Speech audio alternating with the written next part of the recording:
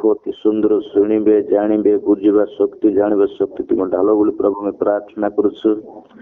आज को प्रभु आगे को जीवन हृदय तुम्हें कार्य करबो उत्तम उत्तम वाक्य देवे उत्तम उत्तम शिक्षा देवे प्रभु अंतर जीवन तुम्हें कार्य कर प्रभु मोबाइल मध्य जड़ित भाई भौणी मान समस्त को अंतर तुम्हें कार्य कर प्रभु अति सुंदर जानवे बुझे प्रभु बुझा शक्ति तुम्हें ढाल बोली प्रभु मैं प्रार्थना करुछ पिता केवल जीवित पिता परमेश्वर पिता तुम्हें स्वर्गदूत चारिआडे बाड़ देकर प्रभु मान श्रेय रखि प्रभु जीशु अति सुंदर प्रभु आज्ञा जीवन अति नुआ नुआ शिक्षा देवे हृदय तुम्हें कार्य कर प्रभु मैं प्रार्थना करुचे केवल प्रार्थना शुणल उत्तर देलु शीघ्र आसते प्रिय प्रभु नाद्रत विश्व नंबर मांगुच पिता आमेन आमेन आमेन आमेन आमेन। बहुत बहुत धन्यवाद।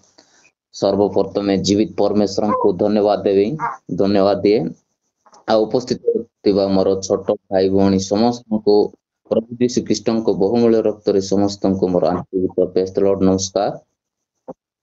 आसंतु आमे आज गोटे नुआ विषय आमे प्रभुंकर वाक्य आमे शिखिबा एवं जानिबा से विषयटा आमे आमे हुए तो सुनितिबा कि शुणिले भी आमे शुणिकना भूली जाइतिबा तेणु ए वाक्य जतिक आमे शुणिबा सेतिक हमर हृदय रे नुआ नुआ वाक्य पर लागे सेति पया मो सहित वाक्य कुलंतु उपदेश उपदेश को तार 3 पर्व आमे 19 पद आमे अध्ययन करिबा के जदि पाइले पढिकना साहाय्य करंतु।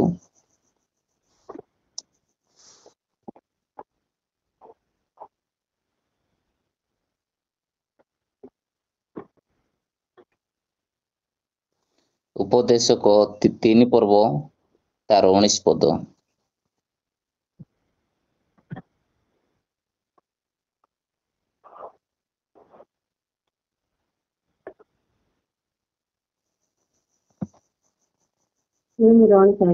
हाँ 19 पद पढ़ंतु।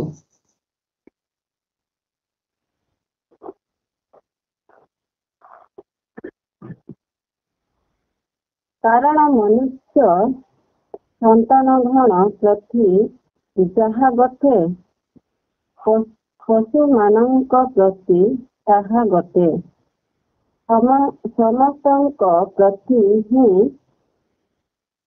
एक रूप घटना घटे ए जेपरी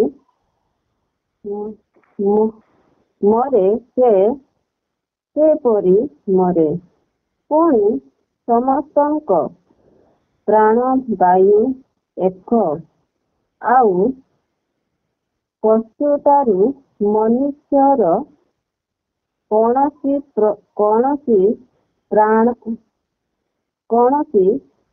प्राधान्य नहीं कारण प्रभु असार हालेलुया हालेलुया हालेलुया। प्रभुंकर वाक्य आमे देखा पाउछु आमे पशु एवं मनुष्य भितरे कौन प्राधान्य बोल लेखा है आमे देखा पाउछु कारण ये पृथ्वी रे सबुठार श्रेष्ठ बोली काहाकू कहंती किंतु मनुष्य को श्रेष्ठ जीवन बोली कहंती आ कहिचंती मोर प्रिय प्रभुंको लोक माने एई समय आमे देखिचु किंतु बाइबल रे मु अनेक थर मु बाइबल पढुतली किंतु बाइबल रे ए वाक्य गुडा को मु पाई नतरी मोर प्रिय प्रभुंको लोक माने देखिचु एई षष्ठ लेखा है जहा उपदेश को तार 3 पर्व 19 पद लेखा है एते सुंदर भाबरे कारण मनुष्य संतान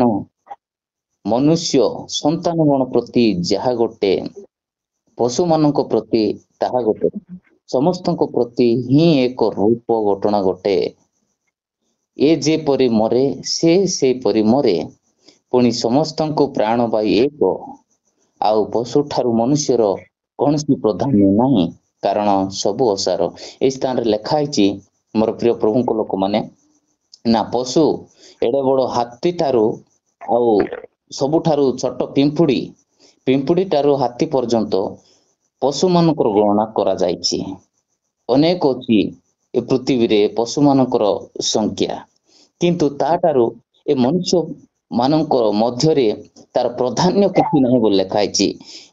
ପଶୁ ଯେପରି ମରେ ମନୁଷ୍ୟ ସେହିପରି ମରେ, ତାର ମୃତ୍ୟୁ ସେହିପରି ଗୋଟେ। ତେଣୁକରି ଏ ସ୍ଥାନରେ ପ୍ରଭୁଙ୍କର ବାକ୍ୟ ଲେଖା ହେଇଛି, ମାତ୍ର ମନୁଷ୍ୟ ମାନେ ଏଇ ସ୍ଥାନ ଲେଖା ହେଇଛି ପଶୁ ଯଦି ମରେ ତାଙ୍କର ପ୍ରାଣ ସେହିପରି ମନୁଷ୍ୟର ବି ମୃତ୍ୟୁ ଘଟେ। ତେଣୁ ପଶୁ ଯେତେବେଳେ ମରିଯାଏ ସେତେବେଳେ ହୁଏତ ତାକୁ ତାଙ୍କର ଶରୀରକୁ ମାଂସକୁ କଣ କରନ୍ତି ନା ଖାଆନ୍ତି। ଯେତେବେଳକୁ ଯଦି ହୁଏତ ଖାଇବେ ନାହିଁ ତାହେଲେ ପୋକ ବି ଖାଇପାରନ୍ତି। ସବୁ ଆମେ ଦେଖିବାକୁ ପାଉଛୁ, ଖାଇବା ଜିନିଷକୁ ଆମେ ଦେଖିବାକୁ ପାଉଛୁ, ପଶୁ ବାଳା ଜିନିଷଟାକୁ କୁଟରା ହଉ ନା ଭାରିଆ ହଉ ନା ଏମିତି ଅଛି, ସେଟା ଯଦି ପ୍ରଭୁ ଖାଇବା ପାଇଁ ଆଦେଶ ଦେଇଛନ୍ତି, କିନ୍ତୁ ଯେତେବେଳକୁ ତାଙ୍କର ପ୍ରାଣ ଚାଲିଯାଏ ତାଙ୍କର ଶରୀର ଅଛି ନିଶ୍ଚିନ୍ତ ଭାବରେ ତାକୁ ସ୍ୱାଦ କରି ତାଙ୍କର ମାଂସକୁ ଭକ୍ଷଣ କରିଥାଏ ନା ଖାଉ ମାନେ ଭୋଜନ କରିକିନା ଖାଆନ୍ତି। ମୋର ପ୍ରିୟ ପ୍ରଭୁଙ୍କ ଲୋକମାନେ, ମନୁଷ୍ୟର ଶରୀର ଯଦି ତାଙ୍କର ପ୍ରାଣ ଚାଲିଯାଏ ତାଙ୍କର ମାନେ କିଛି ବି ଉପକାର ନାହିଁ। କିନ୍ତୁ ଏଇଟା ଲେଖା ହେଲା ପଶୁ ମାନଙ୍କର ଶରୀର ମୂଲ୍ୟବାନ ଅଟେ, କିନ୍ତୁ ମନୁଷ୍ୟର ଶରୀର ଅମୂଲ୍ୟ ଅଟେ। ହାଲେଲୁୟା। ହାଲୋ, ଶୁଣି ପାରୁଛନ୍ତି ନାଇଁ? ସେଥିପାଇଁ ଏଇ ସ୍ଥାନ ଲେଖା ହେଇଛି ମନୁଷ୍ୟ ମାନଙ୍କର ଶରୀର ଯେତେବେଳକୁ ପ୍ରାଣ ଚାଲିଯାଏ ସେତେବେଳକୁ ତାଙ୍କର ଶରୀର କିଛି ବି କାମରେ ଆସିନଥାଏ। କିନ୍ତୁ ପଶୁ ମାନଙ୍କର ମୂଲ୍ୟବାନ ଜିନିଷ ହଉଛି, ଯଦି ଆମେ ଦେଖିବାକୁ ପାଉଛୁ ଗୋଟେ ହାତୀ ଯଦି ମରିଯାଏ ତାଙ୍କର ମୂଲ୍ୟବାନ ମାନେ ତାଙ୍କର ଦନ୍ତ କେତେ ମୂଲ୍ୟରେ ବିକାଯାଏ। ଆଉ ଯଦି ବାଘ ଯଦି ମରିଯାଏ ତାଙ୍କର ଆଉ ତାଙ୍କର ଦାନ୍ତ ତାଙ୍କର ସିଂହ କେତେ ମୂଲ୍ୟବାନରେ ବିକାଯାଏ। ମୋର ପ୍ରିୟ ପ୍ରଭୁଙ୍କ ଲୋକମାନେ, ସେଥିପାଇଁ ଆମେ ଦେଖିବା ପାଉଛୁ ମଣିଷ ମାନଙ୍କର ଶରୀର ଯେତେବେଳକୁ ମାଟିରେ ମିଶିଯାଏ ଆଉ କିଛି ତାର ମୂଲ୍ୟବାନ ଜିନିଷ ନାହିଁ। ଏଇ ସ୍ଥାନରେ ଲେଖା ହେଲା ଆମେ ସେହି ଶରୀରକୁ ଆମେ କଣ କରିଥାଉ, ଯାହା ପଶୁ ମାନଙ୍କର ଖାଇବାର ଯୋଗ୍ୟତା ଅଟେ ସେହି ଶରୀରକୁ ସେହି ମାଂସକୁ ଆମେ କଣ କରିଥାଉ, ଭକ୍ଷଣ କରିଥାଉ। ହୁଏତ ଆମେ ଦେଖିଛୁ ଏଇ ସ୍ଥାନରେ ବାକ୍ୟରେ ଲେଖା ହେଇଛି, ଆଉ ପଶୁ ମାନଙ୍କର ପ୍ରାଣ ଆଉ ମନୁଷ୍ୟ ମାନଙ୍କର ପ୍ରାଣ ଠାରୁ କୌଣସି ପ୍ରାଧାନ୍ୟ ନାହିଁ, କୌଣସି ବିପଦ ନାହିଁ।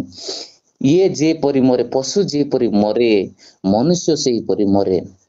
ଆଉ ପଶୁର ପ୍ରାଣ ଆଉ ଏକ ନିଶ୍ୱାସ ଆଉ ମନୁଷ୍ୟ ପ୍ରାଣ ବି ଏକ ନିଶ୍ୱାସ ଅଟେ। କିନ୍ତୁ ଏଇ ସ୍ଥାନରେ ଲେଖା ହେଇଛି ମୋର ପ୍ରିୟ ପ୍ରଭୁଙ୍କ ଲୋକମାନେ, ପଶୁ ମାନଙ୍କର ପ୍ରାଣ ଅତି ସତ, କିନ୍ତୁ ପଶୁ ମାନଙ୍କର ଗୋଟେ ଆତ୍ମା ନାହିଁ। ବାଇବଲ ଲେଖା ହେଇଛି ପଶୁ ମାନଙ୍କର ଗୋଟେ ଆତ୍ମା ନାହିଁ, କିନ୍ତୁ ମନୁଷ୍ୟ ମାନଙ୍କୁ ପ୍ରଭୁ ଗୋଟେ କଣ କରୁଛନ୍ତି, ଗୋଟେ ଆତ୍ମା ଦେଇଛନ୍ତି। ସେହି ଆତ୍ମା ରୂପେ ତାଙ୍କୁ ଜ୍ଞାନ ଅଛି, ବୁଦ୍ଧି ଅଛି, ତାଙ୍କୁ ସବୁ କିଛି ଅଛି। ଆମେ ଦେଖୁଛୁ ମାନେ ପଶୁ ମାନଙ୍କର ପାୱାରଫୁଲ ହେଉଛି ଗୋଟେ ସିଂହ ଆଉ ଗୋଟେ ହାତୀ, କିନ୍ତୁ ତାଙ୍କ ଠାରେ କଣ ନାହିଁ ନା ଜ୍ଞାନ ନାହିଁ। ଶକ୍ତି ଅଛି ଏଡେ ବଡ ମାନେ ଏଡେ ବଡ ଗଛକୁ ବି କଣ করে ଉପାଡ଼ିକିନା ଫିଙ୍ଗି ଦିଅନ୍ତି। କିଏ? ସେଟା ହଉଛି ବଡ ମାନେ ବଳବାନ ହାତୀ। କିନ୍ତୁ ଏଡେ ବଡ ଜନ୍ତୁକୁ ବି ଧରିକିନା ଖାଇ ପକାନ୍ତି ତାଙ୍କ ବେକ ଚିପିକିନା। ସେଟା ହଉଛି ଶକ୍ତିଶାଳୀ ସିଂହ ଏବଂ ବାଘ ଅଟେ। କିନ୍ତୁ ତାଙ୍କଠାରେ ବୁଦ୍ଧି ନାହିଁ, ଜ୍ଞାନ ନାହିଁ। ଏକ ଚୁପ୍ଟିରେ କଣ କରନ୍ତି, ମନୁଷ୍ୟ ତାକୁ କଣ କରନ୍ତି, ଧରି ପକାନ୍ତି। ସେଥିପାଇଁ ମୋର ପ୍ରିୟ ପ୍ରଭୁଙ୍କ ଲୋକମାନେ, ଆମେ ଏଇ ସ୍ଥାନରେ ଦେଖିବା ପାଉଛୁ ବାକ୍ୟରେ, ଆଉ ତାର ତଳକୁ ଲେଖା ହେଇଛି ସମସ୍ତେ ଏକ ସ୍ଥାନକୁ ଯାଆନ୍ତି, ସମସ୍ତେ ଧୂଳିରୁ ଉତ୍ପନ୍ନ ଓ ସମସ୍ତେ ପୁନର୍ବାର ଧୂଳିରେ ଲୀନ ହୁଅନ୍ତି। ସେଥିପାଇଁ ଆମେ ସମସ୍ତେ ମନୁଷ୍ୟ ଅଟୁ, ସମସ୍ତେ ଧୂଳିରେ ନିର୍ମିତ ଅଟୁ। ସେଥିପାଇଁ ପରମେଶ୍ୱର ଆମକୁ ମାଟି ସହିତ ଗଢିଛନ୍ତି, ଆଉ ନାସିକରେ ଫୁଙ୍କ ଦେବାରୁ ଆମେ ସମସ୍ତେ ପ୍ରାଣବାୟୁ ସହିତ କଣ କରୁଛୁ, ଆମେ ଜୀବନ ଯାପନ କରୁଛୁ। କିନ୍ତୁ ଏଇ ସ୍ଥାନରେ ଲେଖା ହେଇଛି ମୋର ପ୍ରିୟ ପ୍ରଭୁଙ୍କ ଲୋକମାନେ ପଶୁ ଆଉ ମଣିଷର ପ୍ରାଧାନ୍ୟ ଅଲଗା ଅଟେ।